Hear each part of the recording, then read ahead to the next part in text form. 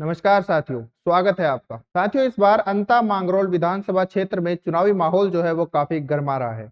एक तरफ बात करें निर्दलीय उम्मीदवार नरेश मीणा की, तो उन्होंने अपना नामांकन जो है वो भर दिया है और चुनावी प्रचार जो है वो जोरों शोरों से चल रहा है। और दूसरी तरफ है कांग्रेस के प्रत्याशी प्रमोद जैन भाया। उन्होंने भी अपना प्रचार प्रसार जो है वो जोरों शोरों से शुरू कर दिया है, लेकिन बीजेपी की बात करें तो अभी तक उन्होंने अपना कोई उम्मीदवार पेश नहीं किया।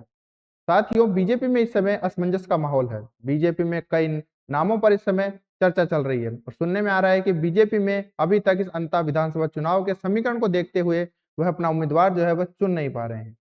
क्या अंदर ही अंदर कोई बात चल रही है? क्या अंदर ही अंदर कोई राजनीति चल रही है? इस समय कुछ भी कहना बहुत मुश्किल है। साथियों, बीजेपी उम्मीदवारों की श्रेणी में कई नाम हमें सुनने को मिल रहे हैं, जिनमें प्रभुलाल सैनी का नाम सबसे ऊपर आ रहा है, जो पिछले 2013 के चुनाव में अंता विधानसभा क्षेत्र से विधायक भी रह चुके हैं। और फिर एक नाम आ रहा है पूर्व विधायक कंवरलाल मीणा की धर्मपत्नी श्रीमती भागवती देवी का।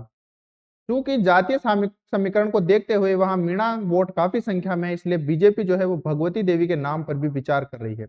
और तीसरा जो नाम सुनने में आ रहा है वह है नंदलाल सुमन का।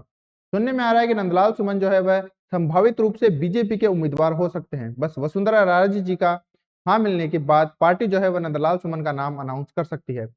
साथियों, भले ही वसुंधरा राजे ने यह कहा हो कि पार्टी हाईकमान जो तय करेगी वह सबको मान्य होगा, लेकिन इतना तो जनता को भी पता है कि झालावाड़ बारा क्षेत्र जो है वसुंधरा राजे का है और वहां वो अपना एक अलग ही प्रभुत्व रखती है और उनकी सहमति के बिना पार्टी जो है वो अपना उम्मीदवार वहां नहीं उतारेगी।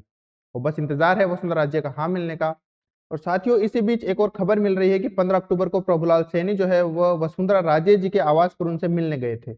इससे राजनीतिक हलकों में कई कयास लगाए जा रहे हैं कि क्या प्रभुलाल सैनी भाजपा के उम्मीदवार हो सकते हैं।